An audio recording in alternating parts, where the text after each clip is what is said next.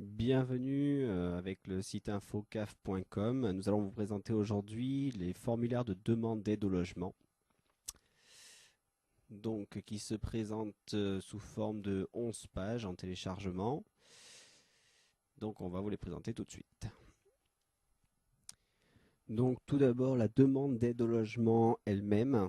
Donc, qui se présente comme ceci. Alors, une première partie donc à compléter en ce qui concerne les éléments d'état civil, nom, prénom, date de naissance et donc l'adresse pour laquelle la demande veut être faite. Bien prêter attention à cette partie-là où on demande bien si le logement est la résidence principale ou non, à savoir que si ce n'est pas le cas, il n'y aura pas d'aide possible. Une fois que ceci est fait, on passe à la deuxième partie de cette première page. Donc soit on est dans le cadre d'une résidence, un foyer, un centre de long séjour, maison de retraite. Donc il faudra compléter cette première partie. Soit dans tous les autres cas, donc il faudra répondre du moins à toutes les questions posées en dessous. Puis en deuxième page, il faudra bien prêter attention à la déclaration sur honneur à date et signée impérativement. Cependant, si vous êtes propriétaire du logement, ce n'est pas la première page qui va vous intéresser, mais la seconde, toute cette partie-là. Donc vient ensuite l'attestation de loyer qui est à faire compléter par le propriétaire comme cela est bien indiqué et surtout pas par le locataire. Donc sur ce document-là, le propriétaire doit compléter donc tout ce qui concerne son nom, prénom, son adresse, le numéro de téléphone facultatif, le nom, prénom du locataire du logement, la date de début du bail et l'adresse du logement concerné. Ensuite, savoir s'il s'agit d'un logement, donc d'une simple chambre ou s'il s'agit d'un appartement par exemple. La surface du logement obligatoire. S'il s'agit d'une colocation, surtout bien mettre le nombre de colocataires en incluant la personne titulaire donc du bail qui fait cette demande. Vient ensuite la question du loyer. Donc quand on demande AL hors charge, meublé, charges comprises ou APL, il faut bien distinguer le fait que l'APL, ça ne concerne que les logements qui sont conventionnés. Tous les autres logements rentrent dans le cadre des deux premières lignes uniquement. Ensuite, la question pour savoir si la personne est à jour des loyers lorsqu'il s'agit de l'entrée dans les lieux, théoriquement c'est toujours oui. Dans le cas contraire, ne pas hésiter à mettre non et en indiquant bien en dessous quel est le dernier loyer qui a été payé dans sa totalité.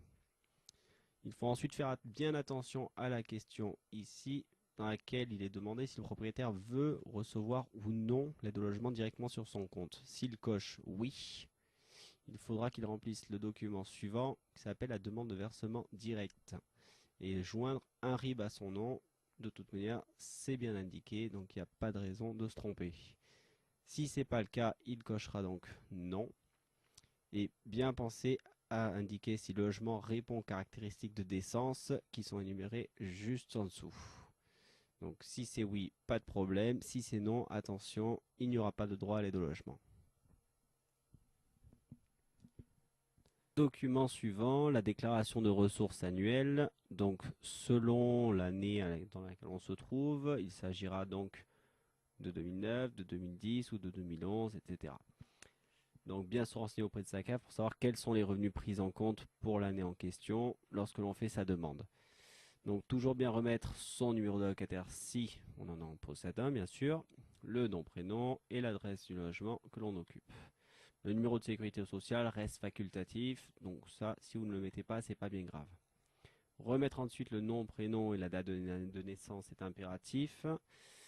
Ensuite, sur ce document-là, on vous demande l'ensemble des revenus perçus sur l'année en question. Donc tout ce qui peut concerner salaire, indemnité de sécurité sociale, chômage, pour les travailleurs indépendants. Si par contre aucun revenu n'a été perçu sur l'année, bien pensez à cocher la case, la première, indiquée ici. Puis date et signer le document. Donc vient ensuite le dernier document. Alors celui-ci, c'est un document assez basique qui vous sera demandé avec chaque demande que vous ferez au niveau de la caisse d'allocation familiale. Donc qui s'appelle une déclaration de situation pour les prestations familiales et les aides au logement. Donc valable pour n'importe quelle demande. Donc c'est un document assez basique qui reprend tous les éléments d'état civil de la personne, Ensuite, si un numéro d'allocataire est connu, juste au-dessus. Ensuite, l'adresse également donc complète avec le code postal, commune, etc. Numéro de téléphone, ce n'est pas obligatoire mais préférable si on souhaite éventuellement être joint par la CAF plutôt que par courrier dans le cas où il manquerait une petite information par exemple. La date depuis laquelle on réside dans le logement. Ensuite, la page 2 concerne la situation familiale.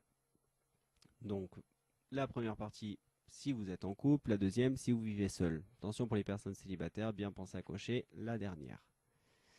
S'il y a des personnes qui vivent au domicile, donc des enfants, des colocataires, des parents, arrière-grands-parents, bien penser à les mettre. Même question, voilà. On vous demande également par rapport aux personnes de moins de 25 ans, par exemple. Donc, si c'est le cas, si les parents perçoivent ou percevez des prestations, si oui, quels sont leurs noms, leur adresse, de quel CAF ils dépendaient. Et la troisième page concerne en fait la situation professionnelle. Donc tous les cas normalement sont quasiment répertoriés. Si ce n'est pas le cas, il y a toujours la solution du autre cas et il suffit de préciser de quoi est-ce qu'il s'agit avec la date toujours de début. Donc on remarque qu'il y a toujours en fait les deux colonnes. La première qui correspond à la locataire désignée, la deuxième à son conjoint. Donc bien penser à les remplir entièrement pour les deux s'il s'agit d'un couple. Et toujours pareil, pensez à dater et signer le document, faute de quoi il ne sera pas valable. Ceci était la présentation de la demande d'aide au logement par info-caf.com, en espérant que cela vous aura été utile. À bientôt.